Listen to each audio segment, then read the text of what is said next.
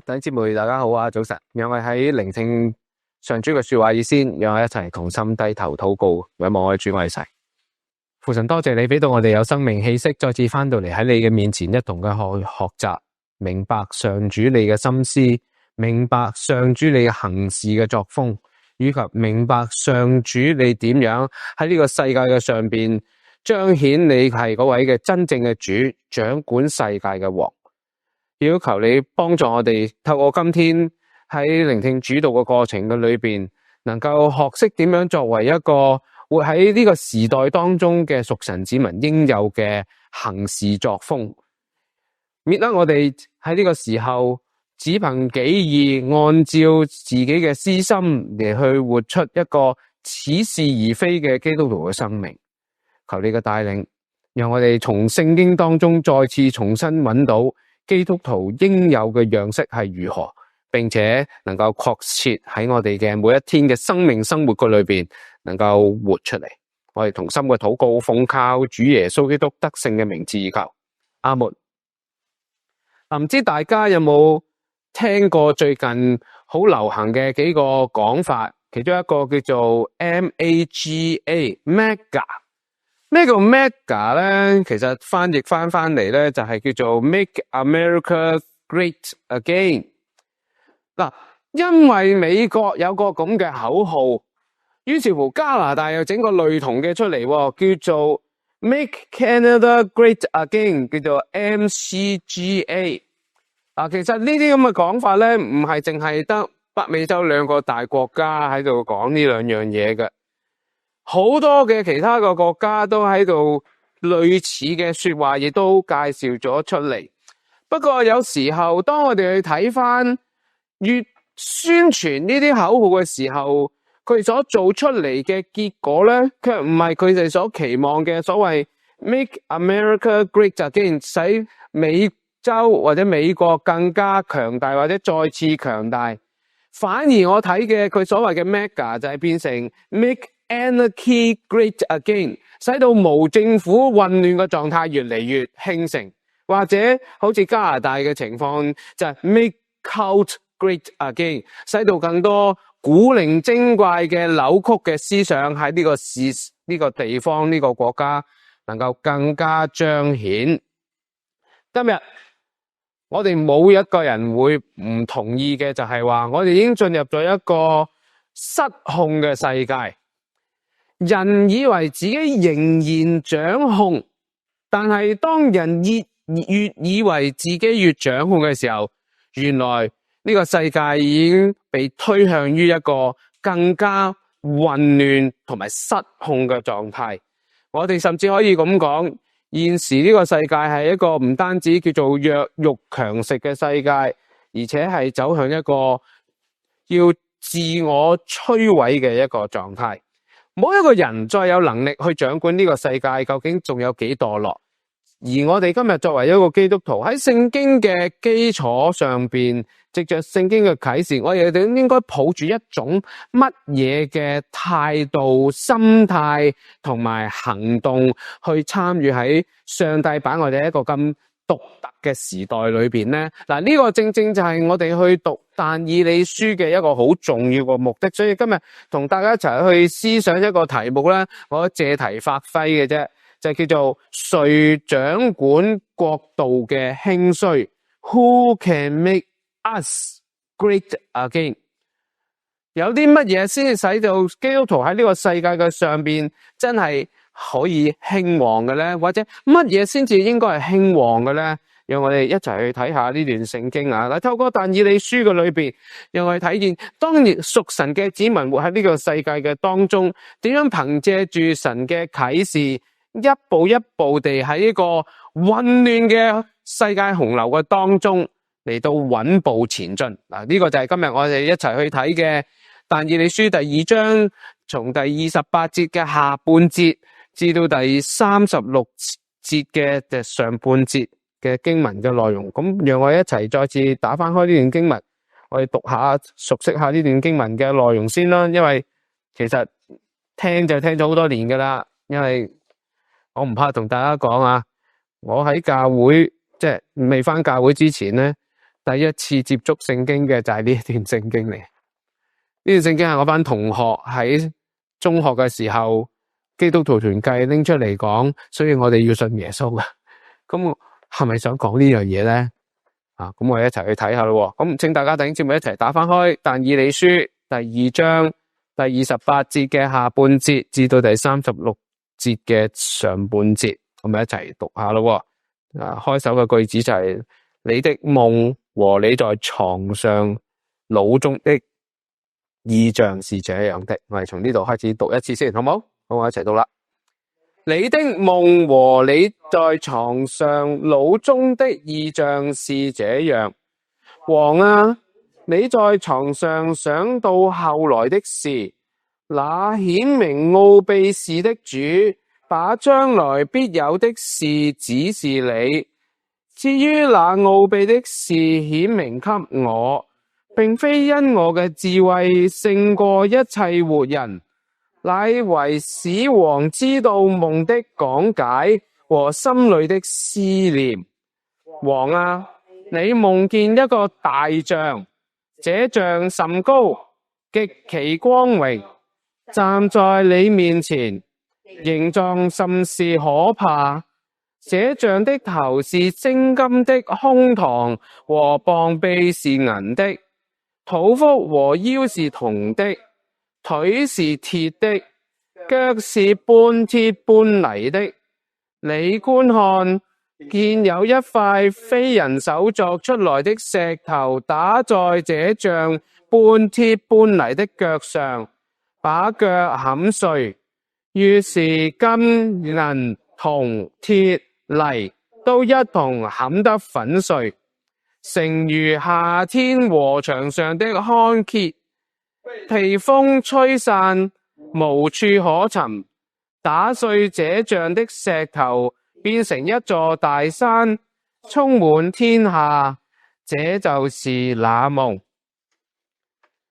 上文講啲乜嘢嘢咧 ？recap 少少有關於上文。上文我哋講到，其實喺呢個世界嘅裏邊，好多人好難接受事實，接受唔到自己係一個冇能力嘅人，並且往往會反過嚟去指責其他人，唔鼓勵自己。所以上次我哋講到，好多人好中意人哋稱讚嘅，而呢種嘅稱讚咧，其實久而久之就變成咗今日好多人去討好人，或者去設個陷阱去俾你踩落去嘅一個途徑，因為佢睇準咗人嗰份玻璃心喺佢裏邊，好容易就被人話被 hurt 啊。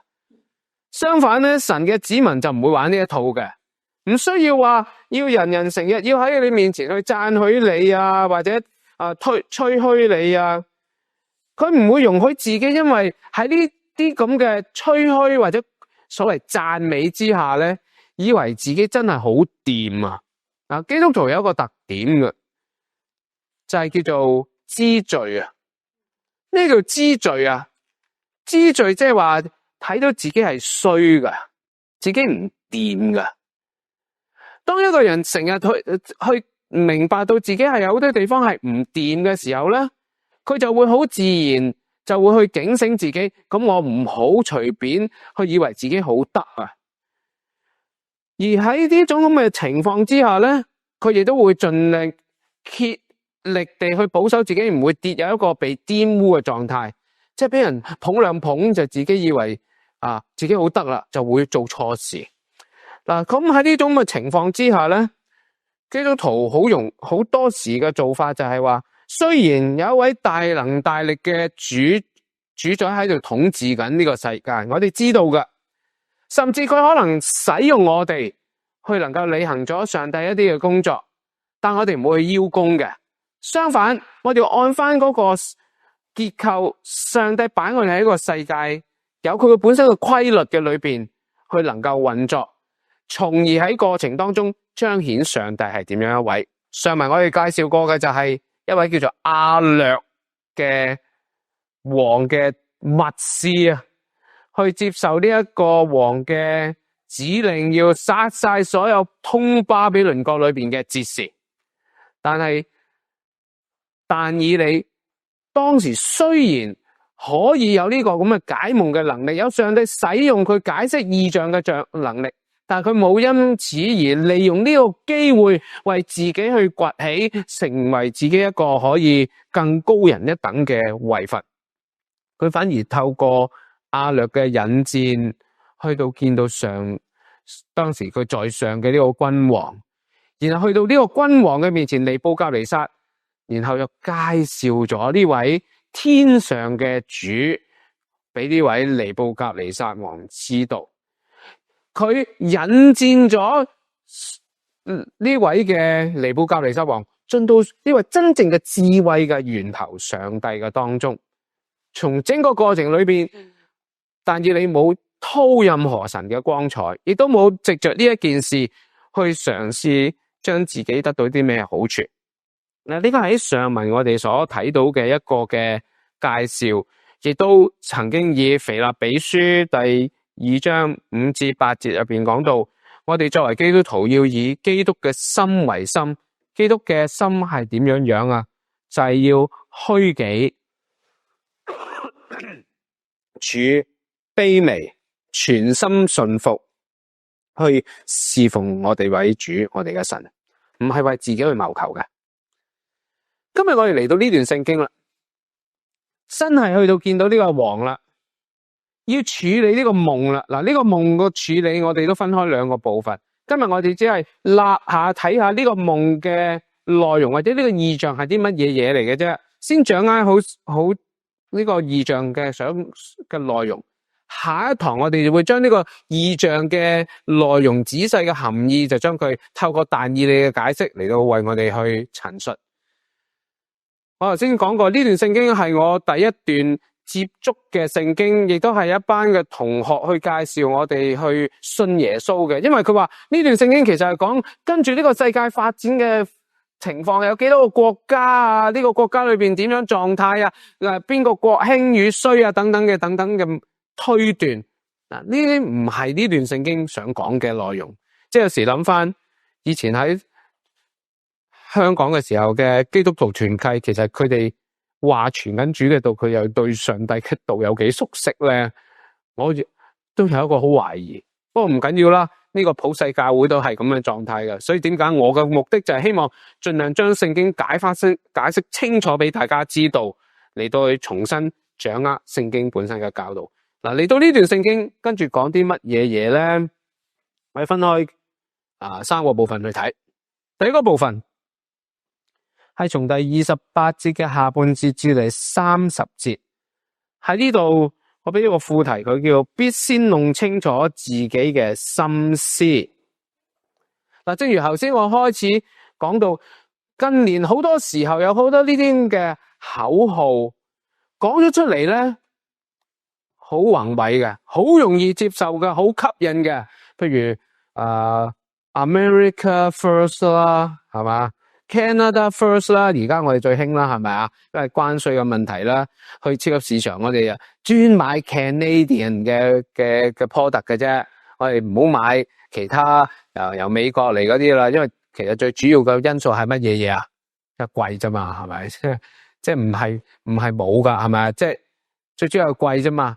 但係商家又利用呢啲機會嚟去做生意，仲有啲所謂 European First 買歐洲貨。歐洲人買歐洲貨，亞洲都有喎，亞洲有個叫所謂 Made in China 2025，中國製造2025。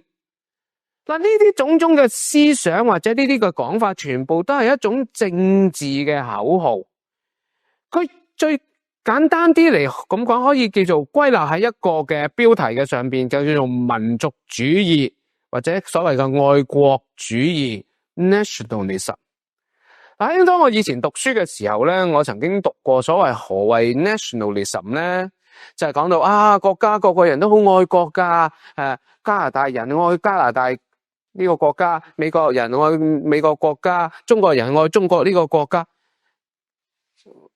其他國家我唔敢講，以加拿大嚟計，我覺得加拿大好多國民根本唔愛呢個國家噶。即係我呢個係我嘅觀察，因為佢哋成日覺得佢係屬於佢原本原居地嗰個國家嘅，佢唔覺得佢屬於加拿大嘅，好奇怪嘅呢個國家。但係無論係點樣個狀態都好，民族主義呢個嘅思想係一件非常危險嘅思想嚟嘅，因為好容易使到每一個有呢種思想嘅人走入咗一種失去理性嘅狀態，從而讓其他提出呢啲主義嘅人去擺布。嗱，啱啱我哋加拿大嘅選舉已經證實咗呢一件事情啦，所有人根本唔需要理會究竟原本嘅政府由自由黨點樣去管治，有幾敗壞幾墮落，但係你呢個國家走向幾無謂啊，吸大麻，搞同性戀啊，啲廁所要全部係冇性別嘅。啱啱有個消息出啦，而家啲人唔敢去廁所啊，特別係中學、小學，因為根本覺得唔安全。你入咗去會點咧？因為全部都話中性廁所，就算唔中性嘅廁所，入到個女廁，你見到個男人喺度，佢話佢係女人嚟嘅，咁你都冇佢扶嘅。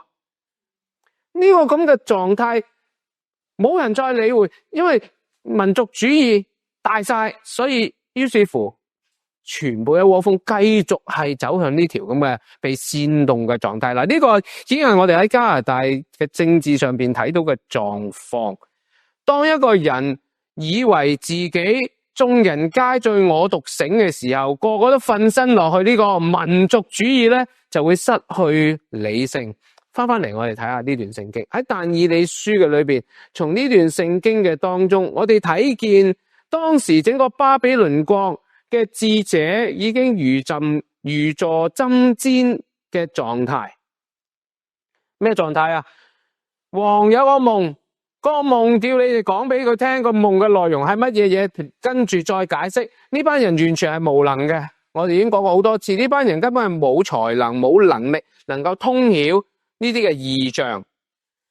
而家唯獨有一個人物叫做但以理，以及佢3個嘅同伴，佢落下咗呢一個咁嘅情況。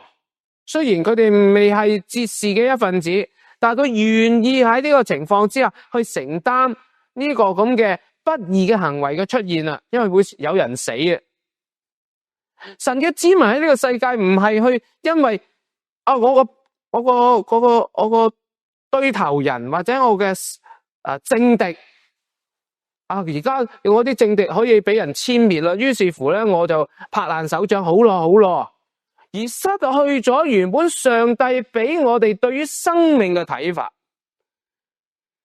但以理同埋佢3個嘅同伴好清楚知道，上帝唔係喜悅一種咁嘅運作㗎。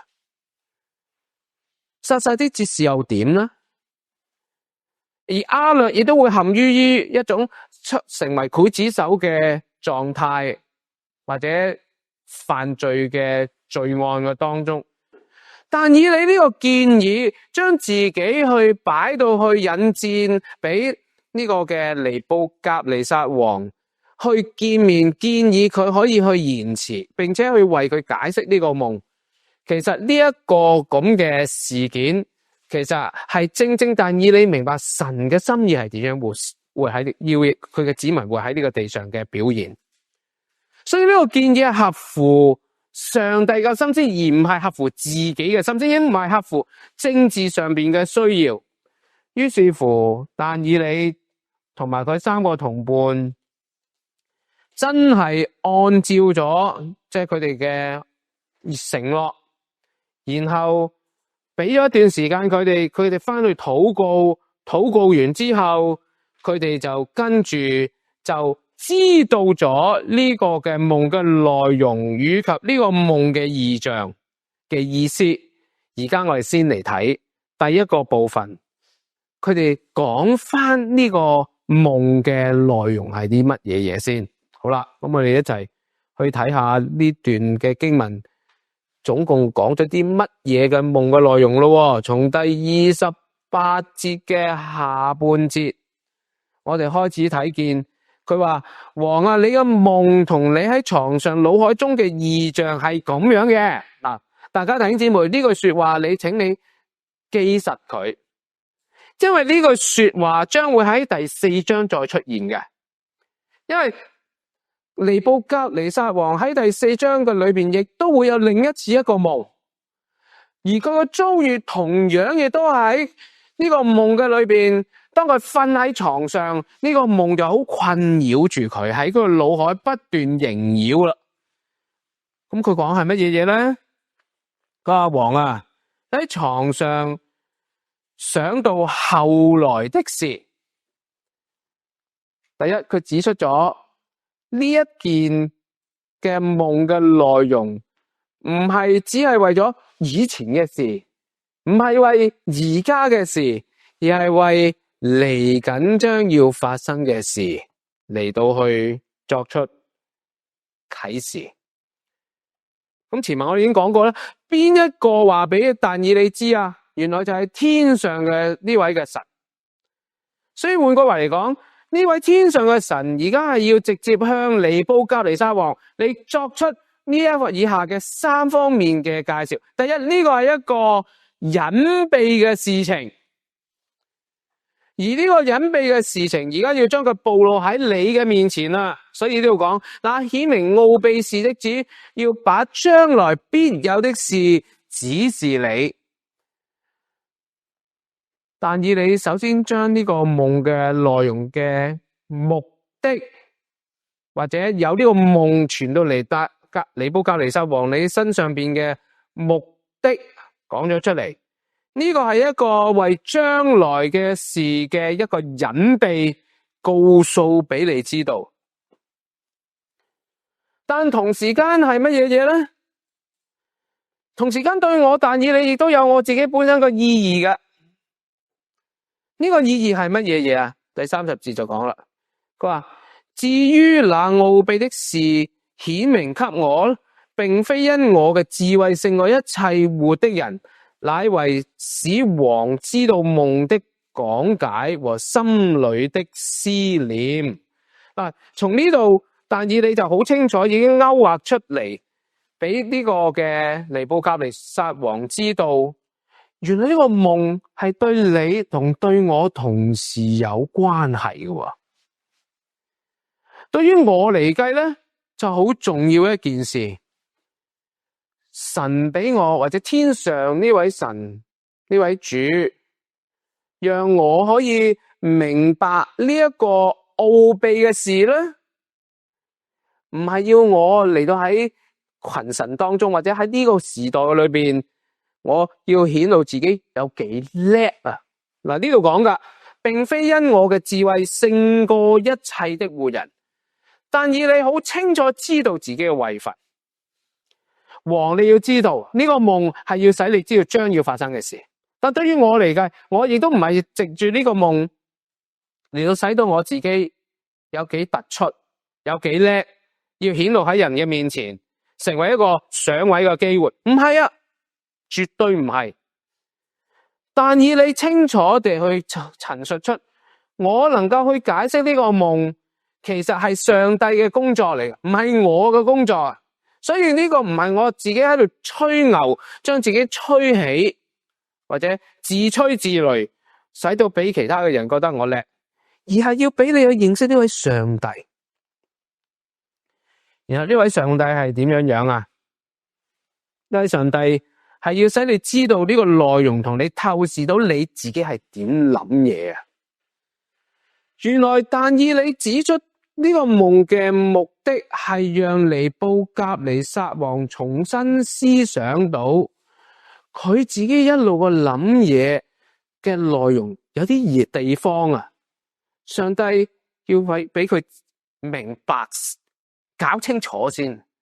所以簡單嚟咁講，要解釋呢個夢嘅開始，但以理講得好清楚，無論係尼布甲尼撒王你自己，又抑或係我作為呢個解夢嘅人，其實都同時間要清楚知道我哋自己嘅屬靈狀態同埋我哋嘅思想行為係點樣樣。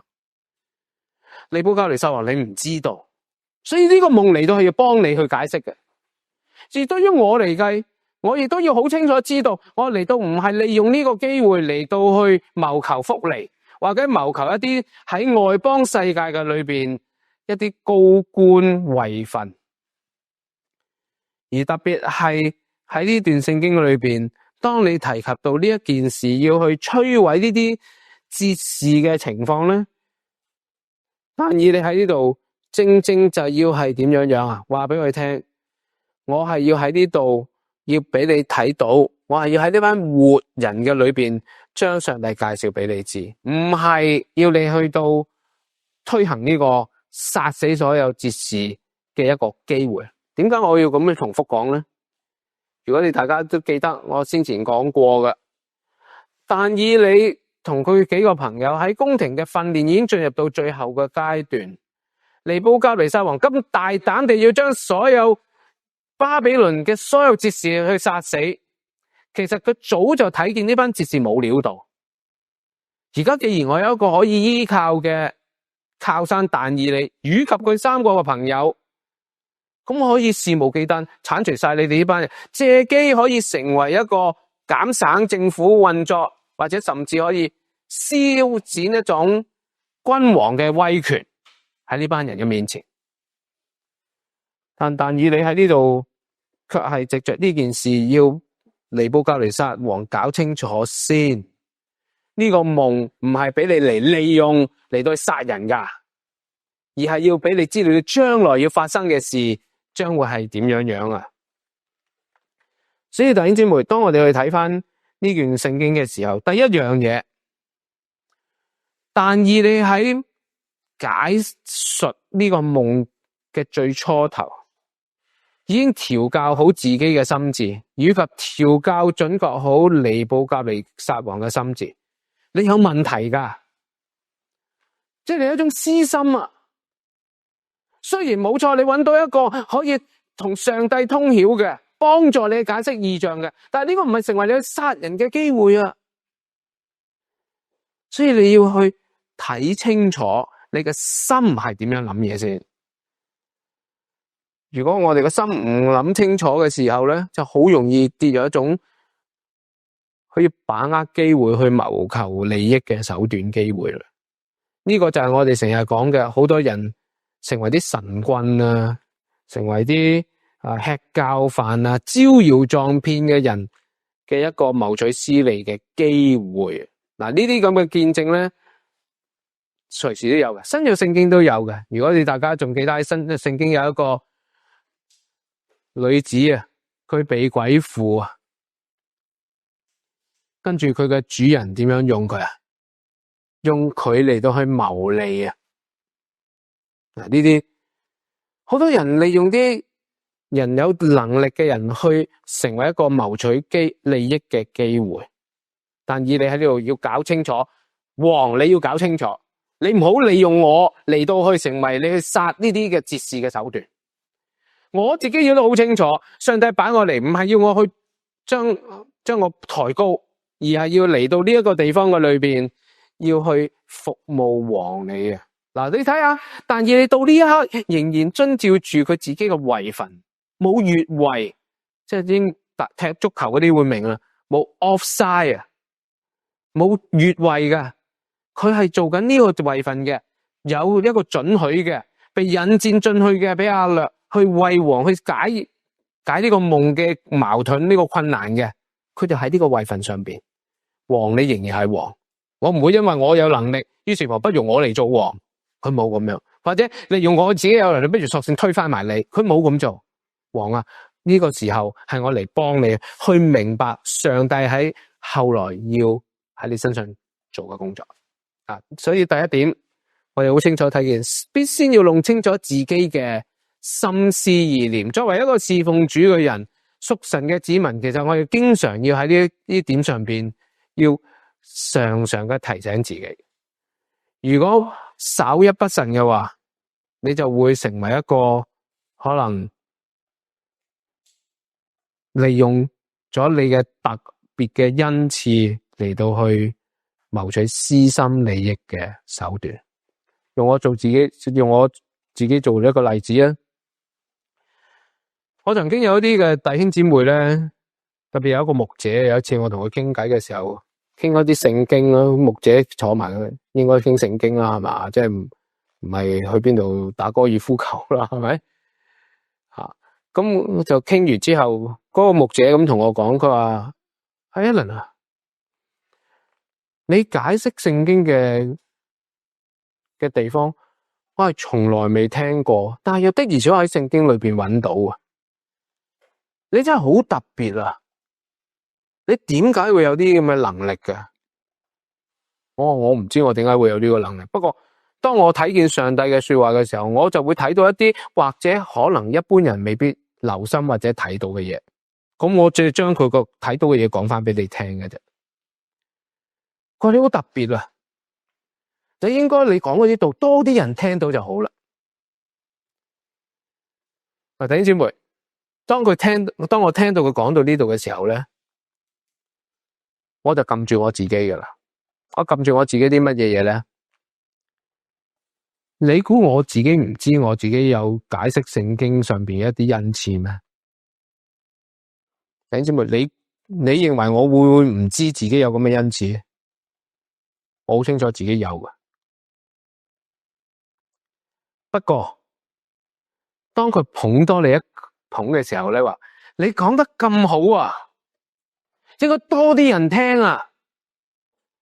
嗱，呢個就係一個危機嚟嘅，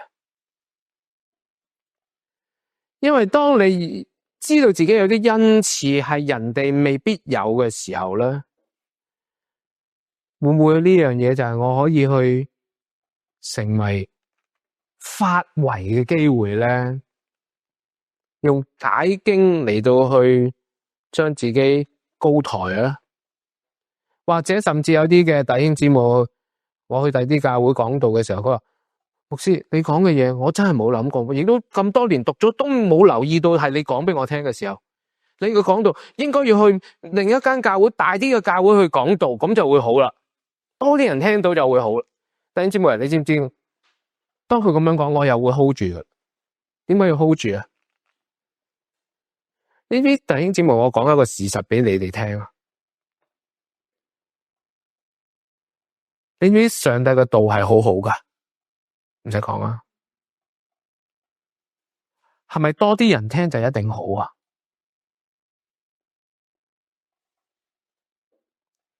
讓我喺呢度講一句我對傳道嘅睇法啦。上帝嘅說話非常之好，但上帝嘅話係俾啲有耳朵聽嘅人聽先至係好嘅。如果俾一啲冇耳朵嘅人、冇神嘅靈性嘅人去聽見咧，好嘅道都會變成壞事嘅。你留意下喺呢個世界過去咁多年嘅日子裏邊嘅異端啊，有邊個唔係用好好嘅神嘅說話嚟去成為佢哋嘅手段，去建立佢哋嘅權力同埋勢力啊？所以我當聽見啲人你啲道講得咁好嘅時候，多啲人聽下好啊，去大啲嘅教會講道又好啊。我馬上就會同自己講，上帝，我既然知道你嘅道理係咁樣講嘅時候，而你擺我喺適當嘅地方，嗰啲人聽到就夠噶啦。我唔需要去謀求，我要去走揾間大嘅教會嚟講道。年中有好多教會都會請我去講道。特別呢過去呢一年，我推晒佢，因為教會有好多即係挑戰，所以我唔方便離開教會去第啲教會講道。我去過呢啲教會，成千人嘅都有噶。但係我係咪利用嗰啲機會去將自己去褒獎，講一啲道去吸引人哋咧？呢個牧師勁啊，我哋嘅牧者都冇咁啊！弟兄姊妹啊，係危險噶，所以你要常常檢測住自己嘅心思意念。就算你有尚方寶劍啊，你都唔好隨時拎出嚟係咁舞啊！明唔明啊？就算你有上帝最好嘅道理啊，要傳嘅就係上帝將要聽到呢個信息嘅人，佢聽得到就夠啦。所以有啲人成日話以馬內利，咁少人，咁少人有咩教會啊？咩教會啊？弟兄姊妹唔緊要噶，上帝嘅子民要聽到嘅就會自動會嚟搵到。最近有一位嘅姊妹喺網上嘅回應啊，佢話牧師啊，你講道我都係最近先至聽到嘅啫，但係你講嘅道真係我未聽過。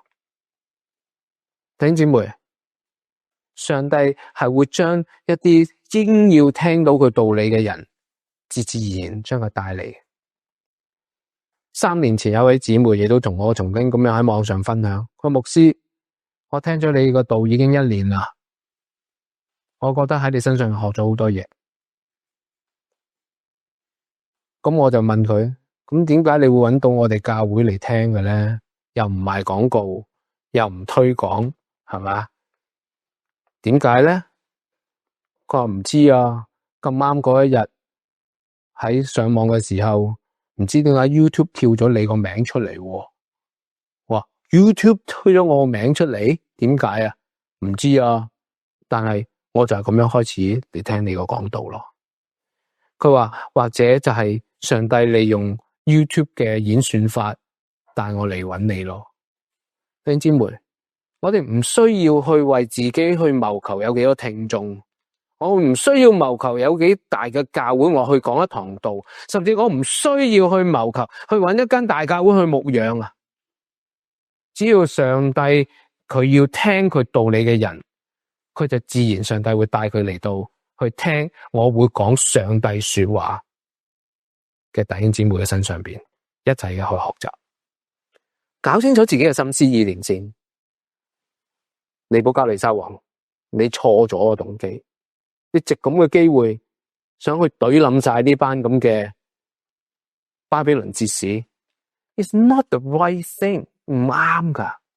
我但以你都明白唔應該咁樣做，所以我嚟到 stop 住，然後點樣啊？將來要發生嘅事介紹俾你知道。第二部分從第31至第33節。喺呢度，我哋就開始去嘗試去睇下點樣放眼睇歷史嘅發展嘅進程。我哋一齊再次讀下呢3節經文啦，31至第33節。王啊，你夢見一個大象，這象甚高，極其光榮，站在你面前，形狀甚是可怕。這象的頭是精金的，胸膛和膀臂是銀的，肚腹和腰是銅的，腿是鐵的，腳是半鐵半泥的。好啦，我讀到呢個為止啦。從呢一部分嘅裏邊，我哋清楚見到呢個夢嘅內容嘅細節。至於嗰個內容究竟係點樣繼續仔細去陳述咧，我留翻喺後一啲嘅地方，但以你去詳細解釋呢一個夢裏邊每一個 component 係指得乜嘢嘢，我哋之後留翻上帝解俾我哋知道，我唔需要去猜測嘅，唔需要估嘅 ，OK？ 但我哋先睇下呢啲內容係啲乜嘢嘢。首先從第2章嘅第31節嘅一開始，但以你對王咁樣說，王啊，你會見到一個好引人注目嘅一個像。喺原文聖經嘅裏邊，一開始有個字睇啊，王啊，睇下你嘅夢當中係見到一個大象啊，大象唔係嗰隻4隻腳有條尾嗰隻啊，一個叫人像雕塑，用人手所創造出嚟嘅像，呢個像好引人注目噶，所以喺原文嘅裏邊加咗個 alarm。睇下，睇清楚，好引人注目嘅。點解就好注目啊？因為呢個像好高大，好大個，而且會發出光芒嘅。咁究竟係咪有電力咧？咁啊，梗係唔係啦，係咪？因為當我哋睇翻之後所介紹嘅，原來佢鋪滿金屬嘅。逢親啲像咧，乜嘢都好啦，用金屬製造嘅嘢喺陽光之下咧，就會好殘眼反射光線。嗱，喺聖經嘅裏邊，好多時候都有啲咁嘅介紹嘅，講到譬如好激烈嘅情況啦，好宏偉嘅情況啦，好攝人嘅情況。攝人嘅意思即係好嚇人嘅，威嚇到人嘅，就係用呢個咁嘅陳述啦。有大光芒喺度顯現，站在你嘅面前，形狀連你見到都會驚嘅。弟兄姊妹，呢一個咁嘅圖像，其實俾呢個嘅尼布甲尼撒王見到都驚，就回應翻點解佢講呢個夢困擾咗佢成年嘅時間。嗱，其實咧預告少少啫吓，尼布甲尼撒王發完呢個夢，過咗呢個夢之後咧，佢自己就嚟整個像噶啦，冇幾耐嘅啫。不過我而家先賣個關子啦，佢整呢個像咧要勁過呢個添嘅，我哋之後再講吓。然後點樣啊？喺呢度再次提出嘅就係呢個像係一個用人手製作嘅像，係用好多嘅材料嚟到去製作嘅。因為人手嘅像又點解要值得驚咧？我哋反而要喺呢度問，係乜嘢使到你見到呢個像會驚嘅咧？係咪呢個像有啲嘅地方係令到你有啲擔憂嘅咧？除咗個形態光猛大過喺你面前豎立之外，會唔會呢一個像有啲嘅地方係令你有擔憂嘅咧？我哋睇下咯，第32節同33節，就仔細講出呢個像嘅結構，點樣嘅製作，用咩材料？佢個頭咧就用精金製造嘅，用精金製造嘅，你會睇到個頭即係話好光芒啦，好光，即係好光榮添啦，好殘眼啦，好珍貴啦，價值好貴啦。但係隨住個頭跟住往下身一路發展，我哋會發覺到，咦，啲材料開始變咯。個胸膛同個膀臂就用銀做嘅，咁啊銀亦都係好珍貴嘅金屬啦。喺當時嘅嚟計，銀可以話都係主要嘅貨幣嘅其中一個嘅材料啦。吓，但係銀又比金咧又次一等噶噃。好啦，跟住繼續落去，去到個肚腹同埋個腰嘅地方，就用銅做啦。銅有咩特色咧？銅嘅顏色就其實同金係好似嘅，不過材料上邊就好唔同啦，價值。原來去到肚腹同大腿就要轉用銅，咦，又低一級噶咯。但係跟住落去再睇下點樣啊？佢嘅小腿嘅地方開始用鐵做啦。用鐵做咧，當時係呢個嘅鐵器時代啊。鐵係我哋做咩噶？打仗嘅工具嚟噶，打仗材料嘅生產嘅材料。然後到最後尾對隻腳嘅腳板地方咧，就係撈埋啲鐵同泥所混合而做嘅。喺呢啲咁嘅材料嘅上面咧，如果我哋純粹用聖經嚟咁講咧，講價值咧，好似一路咁樣跌落去啊吓。不過原來咧，要解釋聖經，我哋就不得不根據翻當時嗰個嘅文化背景嚟到去處理。喺釋經學嘅上邊嘗試解釋呢段聖經，唔係處於一種叫做猜測嘅處理方法。我再重新講多次，基督徒好中意用一啲一解唔明嘅嘢、唔知嘅嘢咧，就喺度進行猜測。佢唔係猜測，釋經上邊有兩個可能嘅解釋，提供咗去解釋呢一個咁嘅像嘅意義。第一個嘅解釋就係指到其實當時呢啲金、銀、銅、鐵呢四種嘅金屬都係勝過泥做嘅嘢，明白啦？於是乎喺當時喺古近東嘅文化嘅裏邊，特別喺波斯嘅時代開始，就有一個新興嘅宗教叫做 Zoroastrianism。簡單啲嚟咁講，中文叫做所羅亞斯德教。你話牧師，我都唔知乜嘢教，咁我再講埋呢個教，你就會識噶啦。呢個教叫做拜火教，咁你就明啦。拜火教係咩教咧？其實中國都有拜火教傳入去噶。如果中國歷史係準確啦吓，冇人篡改啊等等咧，拜火教係由西方帶入到去中國嘅中原嘅地方嘅。拜火教係乜嘢嘢？用火啊！乜嘢用火啊？乜嘢時候要用火啊？煉金、煉銀、煉銅、煉鐵嘅時候就要用火。所以拜火教基本上就係一種嚟到去到處理金屬嘅一種嘅技術，後來成為咗個宗教。佢曉得運用金屬製煉，然後做成各樣嘅嘢，就成為咗讓一種特別技能嚟到鞏固咗自己一個信仰咯。記唔記得頭先我講過啊？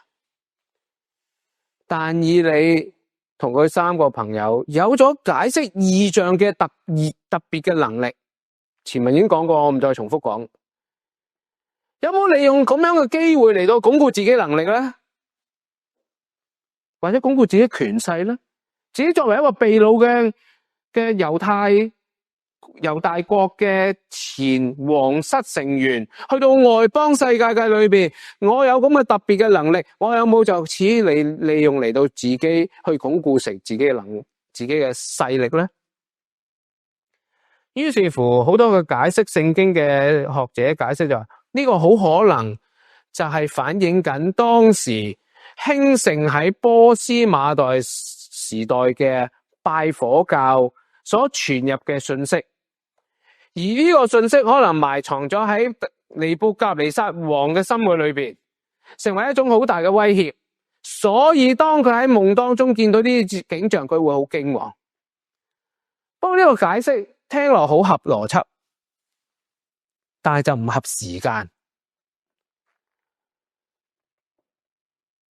點解唔合時間呢？因為拜火教根據歷史上面嘅考究，拜火教嘅起源係要去到主後嘅第1200年。但以理當時處緊嘅時間係主前嘅700幾年嘅時間，600幾年嘅時間 ，600幾年嘅時間，時間唔吻合啊！解經嘅人預設呢個情況就係一個好似好合邏輯嘅解釋，但唔用得。於是乎呢個解釋抌咗佢。另一個更可能嘅解釋就係咩咧？就係原來正喺主前嘅7世紀，即係但以理嘅時代啦 ，AD 600嗰個時段，當時原來有一個希臘嘅詩人，佢個名叫做 Hesiod， Hesiod。呢個詩人佢曾經喺佢自己嘅農民年曆，即係廣東人所講嘅通勝啦，西方都有噶，你唔好以為冇吓，都有年曆 Amlek，做乜嘢啊？其實大家知唔知通勝嘅作用係乜嘢啊？其實記載時間、季節、氣候嘅啫嘛，原本係咁嘅啫嘛。不過後尾加咗好多其他猜測嘅嘢，就係其他所謂命運嘅嘢加咗落去啊嘛。我好記得我細個噶拎住阿嫲嗰本通勝喺度睇啊。阿嫲，點解今年本通勝同舊年本唔同嘅？佢話乜有咩唔同啊？乖孫，咁我就話阿嫲，點解舊年嗰幅有幅圖喺後邊嗰頁畫出嗰個人係拖住隻牛喎？點解今年嗰個唔係拖住隻牛係養雞嘅？咁你有所都不知啦。今年嘅天氣係咁樣改變，所以咧水咧就唔夠噶啦。牛啊代表係耕田啊嘛，而家唔耕得田啊，都冇乜水啊。今年旱災可能，所以咧今年要養雞啊。養雞就要點啊？即係俾啲谷糠佢食咪得咯。呢啲係用天氣嚟到猜測出嘅嘢，古今都有噶。目的唔係迷信，目的其實係要做一種警示或者指導嘅作用啫。如果按照天氣氣象嚟編排嘅資料，其實係方便農夫耕種幾時落種嘛。而其他加落去嘅嘢咧，係嚟到警示作用。所以通勝另外一頁一部分我就好中意睇嘅，嗰個部分叫做18層地獄裏面嘅景象啊。有冇睇過啊？最恐怖就係最後尾嗰層啊嘛，歐里根啊嘛，係嘛？警示作用。呢位嘅希臘嘅詩人 Hesiod， 佢就寫咗一本年曆，個名叫做 Works and Days。唔緊要啦，即係每日工作指南咁上下啦。裏邊就含有好多原來寫俾佢當時一位嘅兄弟叫 Perses P-E-R-S-E-S， 點樣做人做事嘅一啲警示嘅啟示。喺當中就用咗4種金屬嚟到去描述咗當時嘅時代嘅更替。而喺呢個尋找嘅過程當中咧，佢哋就發現到呢本年曆嘅裏邊，去到談論到銅同鐵之間嘅時代，就有一個叫做希臘英雄時代嘅一啲嘅記載。換言之，無論呢本嘅我哋叫做通勝也好，你話係農民年曆都好，裏邊記載咗呢4種嘅金屬，其實係象徵着4個嘅時代嘅發展嘅進程。之後我哋會講噶。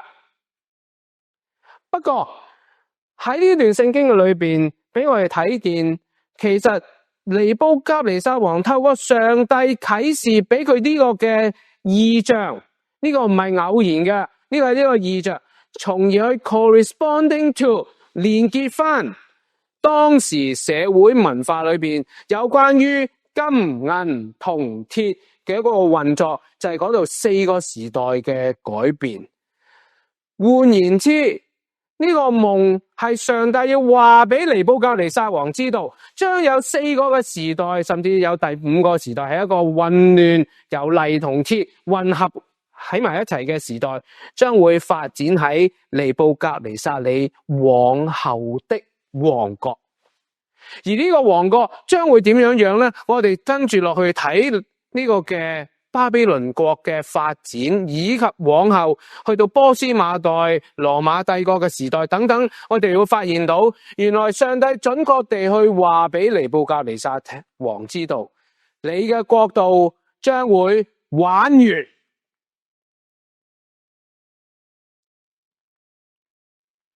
弟兄姊妹，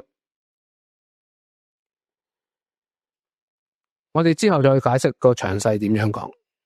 不過點玩完，跟住我哋嚟到第34節至到第36節上，我哋會睇到。不過當我未跳入嗰段聖經嘅時候，但以理成功地將上帝啟示俾尼布甲尼撒王呢個夢嘅內容陳述晒俾佢知道。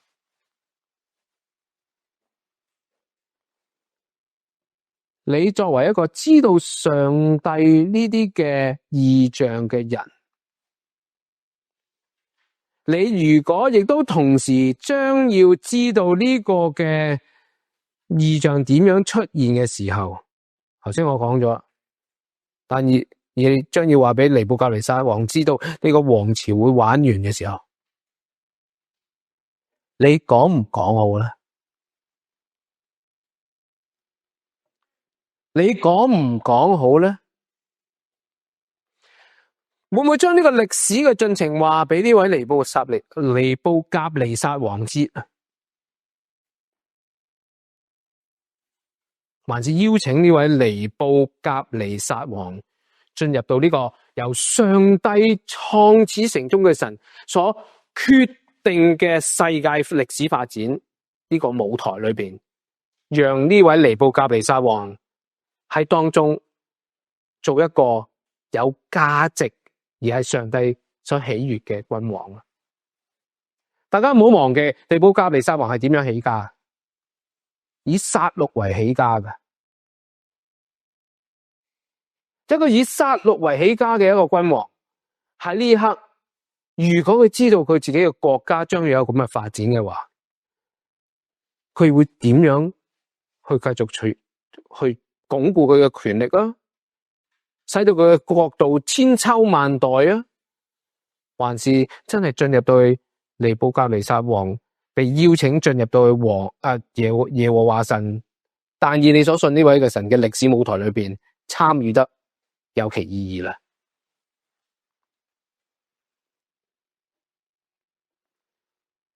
仲有呢個像係人手所做，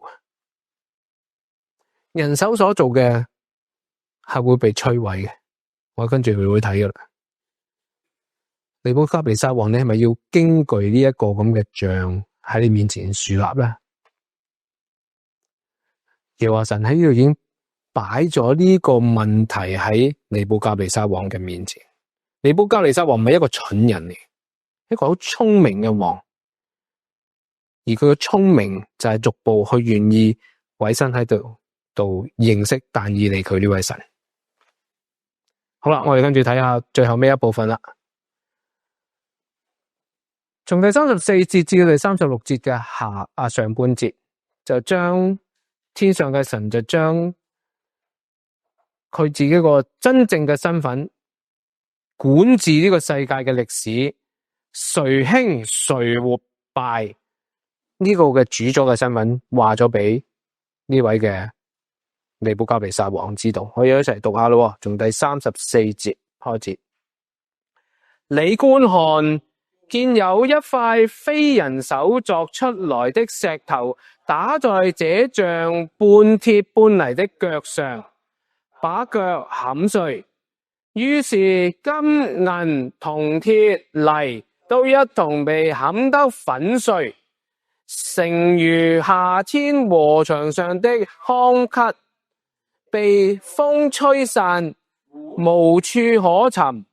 打碎這像的石頭，變成一座大山，充滿天下。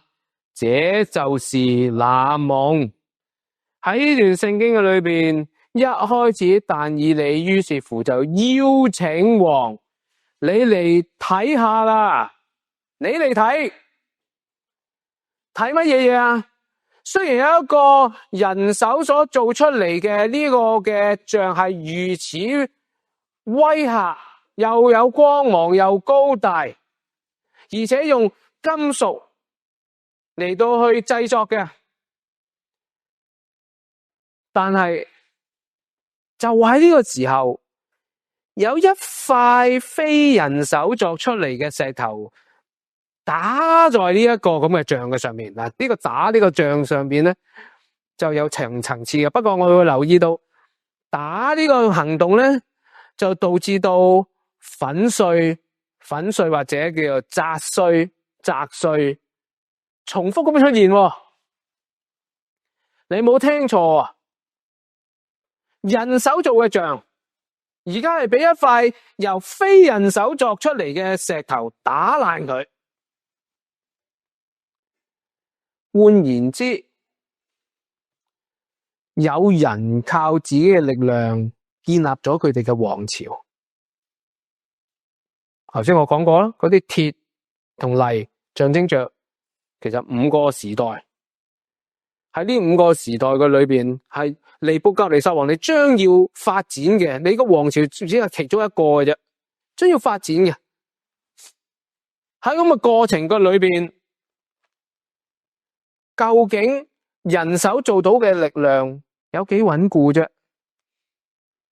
只要一個不出人手所作嘅石頭就可以將佢粉碎。弟兄姊妹，讓我亦都預告少少俾大家知，其實呢5個嘅時代，用金銀銅鐵泥嚟到象徵嘅呢5個時代，唔係我哋後來所指導嘅波斯馬代或者希羅文化羅馬帝國或者之後嘅往後嘅世界。其實就在尼布甲尼撒王佢自己嘅王朝裏邊就已經發生呢5個時代。我之後會詳細同大家去講㗎。我做咗好多 research 㗎啦，為咗呢5個時代，我重新睇翻新巴比倫國嘅國度嘅發展，我到時同大家睇。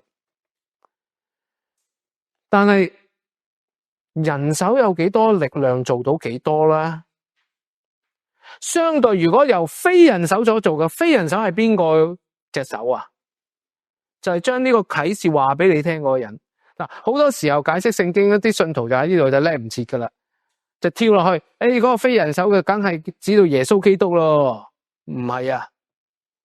呢度係講緊呢個時代啊，上帝隻手喺度運作嘅時候，有乜嘢嘅用人手所做嘅，全部可以被摧毀，而且個摧毀嘅步驟先由最脆弱嘅地方，由腳開始，將呢個半泥半鐵嘅腳掌打碎咗之後，然後跟住就將隻腳打碎，然後將金銀銅鐵全部粉碎晒就一起。而嗰個粉碎嘅程度係需要我哋去了解啦。佢個粉碎嘅程度係變成到咩地步咧？如同夏天禾場上邊嘅糠秕。夏天嘅禾場嘅糠咧，通常除咗係從啲麥穗、禾穗打咗出嚟之後咧，仲好容易脆嘅。當佢脆嘅時候，就會變成好多好細片、好尖嘅一啲嘅碎片。當俾風一吹嘅時候咧，呢啲禾場上面嘅糠啲糠皮啦就會刺傷人嘅眼嘅，所以係一件好有衝擊性、好有傷害性一個嘅行為嚟嘅。從呢段聖經嘅裏邊俾我哋睇見，原來上帝用一個非人手所做嘅石頭，就可以將人嘅呢個嘅權柄將佢粉碎到，並且係有傷害性嘅添。傷害邊一個啊？唔係傷害上帝，係傷害翻嗰班人啊，喺度建立王朝嗰批人。所以當我哋去睇跟住嚟去到去嘅新巴比倫國嘅歷史嘅發展嘅裏邊，我哋會見到佢哋喺呢個王國嘅裏邊嘅人自己攻打自己嘅時候，最後巴比倫國滅亡裏邊嘅慘烈嘅經歷係慘不忍睹。而呢一個嘅記載講到變成一座大山，其實係回應翻喺以賽亞書第2章第2節，你哋程序表度寫噶吓，你唔使擔心啊。以賽亞書第2章第2節同埋馬拉基書嘅4章入邊所談論到嘅呢個耶和華殿嘅山，即係換句話嚟講，俾我哋知道，其實呢一嚿石係出自於耶和華的手，而唔係出於其他任何人嘅，唔係任何地上嘅權柄。而喺呢個查考嘅過程當中，我哋會發現到，當呢個咁嘅山存在嘅時候，佢可以填滿呢個地上咧，就喺呢個嘅以賽亞書第6章第3節同11章第9節裏邊有介紹啦。耶和華神嘅榮光就充滿咗全地。呢個記載好似，因為呢度都係咁記載啊嘛。當呢個石頭變成一座大山之後，就充滿天下或者充滿全地。呢個就係呢個夢嘅內容，而去到最後尾，而介紹到呢嚿非人手作嘅石頭，原來係出自於詩篇第18篇第8節、42篇第9節、71篇第3節裏邊所談論到耶和華的磐石。所以呢個整個嘅夢嘅異象，其實係介紹緊一個歷史嘅進程當中，一位主宰喺度點樣控制、掌握誰興誰敗呢個嘅過程。而喺呢個過程當中，當一啲敗落嘅王國所造成嘅傷害越嚟越劇烈，而呢種嘅劇烈係上帝唔想見到嘅發生嘅事。而尼布甲尼撒王，你要知嘅就係，你將要面對嘅就係呢一連串嘅歷史。而呢串嘅歷史嘅主宰係邊一個呢？而家就由但以理介紹俾你知道。弟兄姊妹，當天上嘅神一出手，我哋會見到邊一個係被興起，邊一個被滅絕。我哋睇翻我哋今日處嘅世界，一個二個喺度又講 Mega， 一個又講 MCGA Make Canada Great Again， 一個又喺度又要搞 European First， 有個仲要搞中國製造2025，每一個都認為自己可以使自己壯大。你以為你自己可以壯大？當上帝隻手一出，無論你有幾壯大都好，你都會變得蕩然無存。從歷史嘅發展，我會有少少比較悲觀嘅睇法。如果照呢個世界嘅軌跡，按照聖經嘅介紹，上帝只會最後尾摧毀晒所有嘅國家。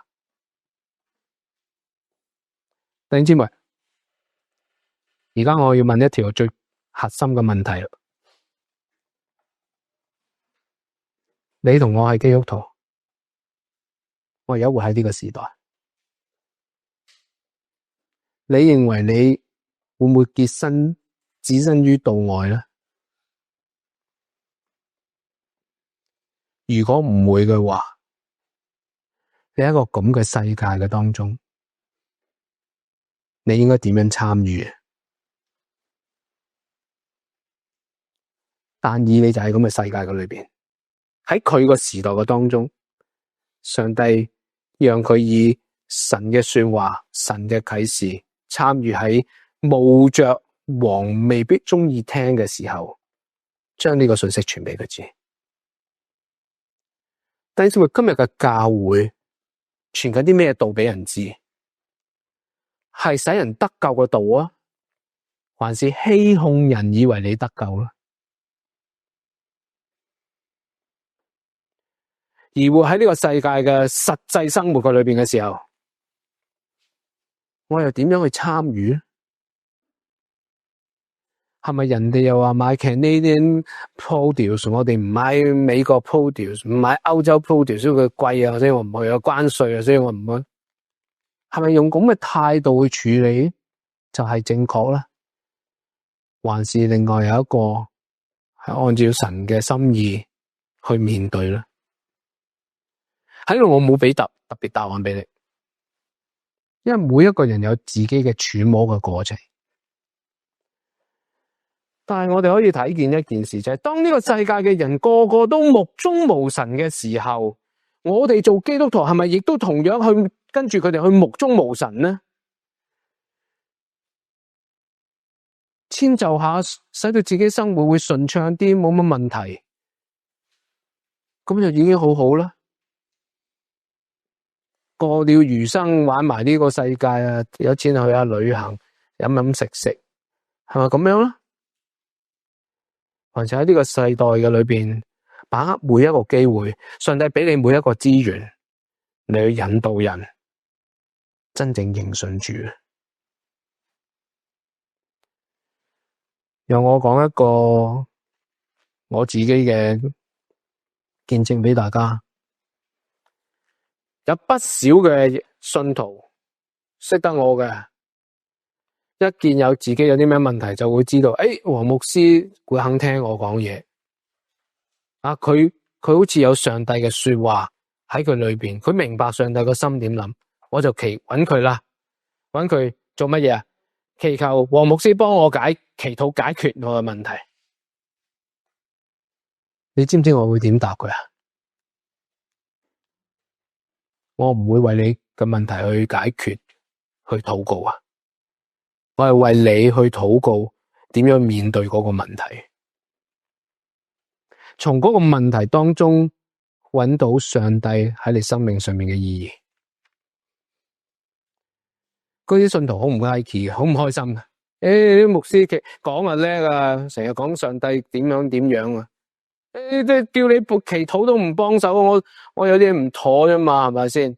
搵你解決，你又唔同我解決，係啊，因為弟兄姊妹，上帝唔係要我嚟解決你嘅問題，上帝要我傳道係解決緊上帝嘅問題啊！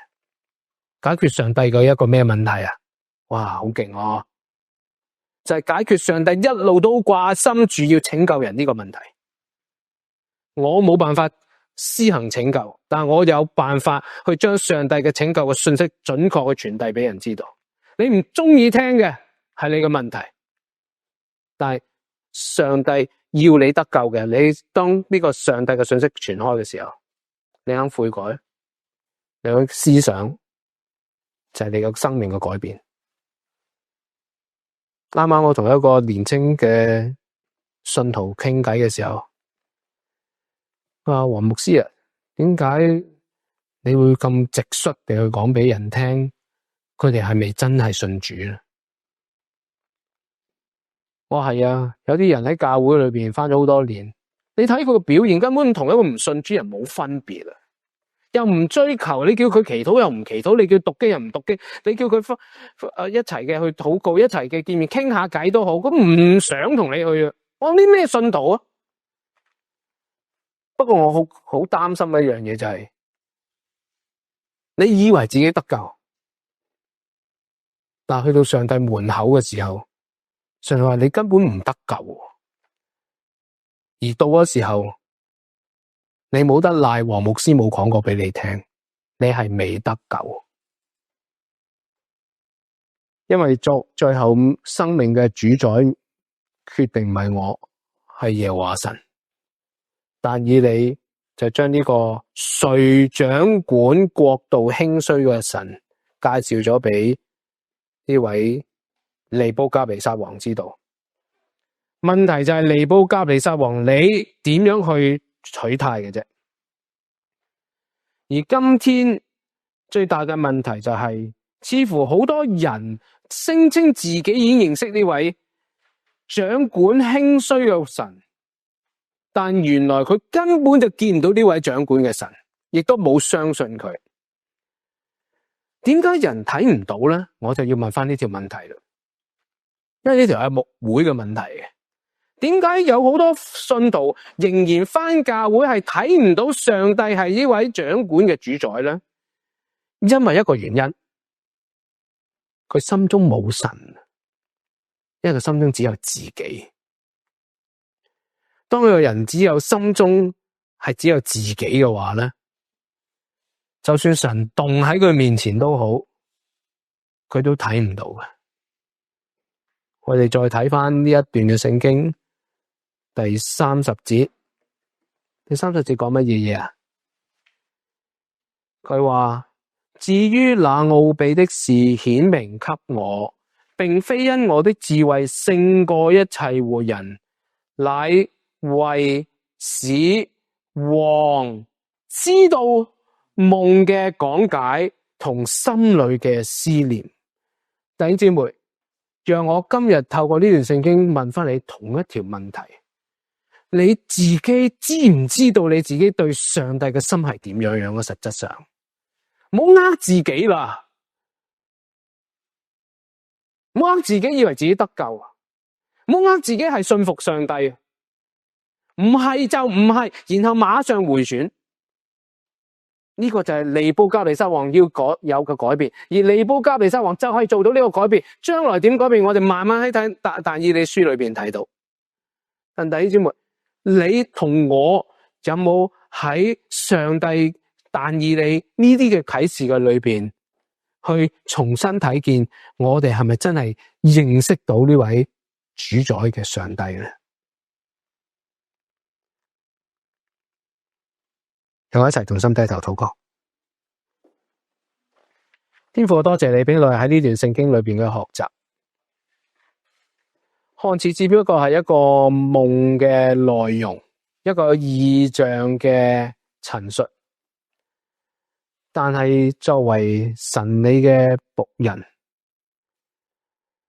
但以理以及佢嘅朋友盡上佢哋嘅職分，冇逾越任何嘅空間位置，準確地拿捏自己嘅身份，去將上主你呢個主宰嘅身份介紹咗俾尼布甲尼撒王知道，讓尼布甲尼撒王亦都作進一步嘅深思反省，究竟我對呢位神嘅認識係咪真係咁準確呢？若果唔係嘅話，有乜地方可以改進呢？求主幫助我哋每一個，讓我哋在座嘅同線上嘅每一個弟兄姊妹，當睇完呢段聖經之後，去重新思想，有啲乜嘢喺度攔阻緊我，好似似是而非地信主？係咪因為只係喺教會有利益？係咪因為上帝為我解決問題而我信主？還是因為你就係因為嗰位主宰，我係你所創造嘅，我就歸喺你裏邊，蒙你管治，順服於你啦。求你嘅幫助帶領，禱告奉靠主耶穌基督得勝名字而求，阿們。